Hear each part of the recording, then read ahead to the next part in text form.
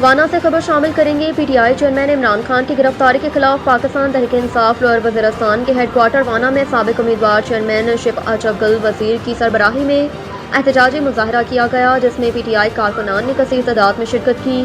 انہوں نے امپورٹڈ حکومت نامنظور کے نعرے لگائے، عمران خان کو رہا کرو، اور کہا کہ عدالت نے سابقہ وزیر اعظم عمران خان کی گرفتاری کا حکم جاری کیا۔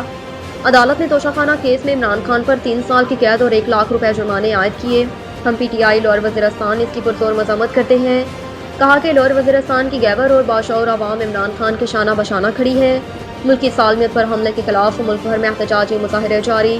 پولیس کی جانب سے اضافی نفری تعینات کر دی گئی۔ پولیس نے شہر میں سرگرم پی ٹی آئی کارکنان کی فہرستیں تیار کر لی تھی۔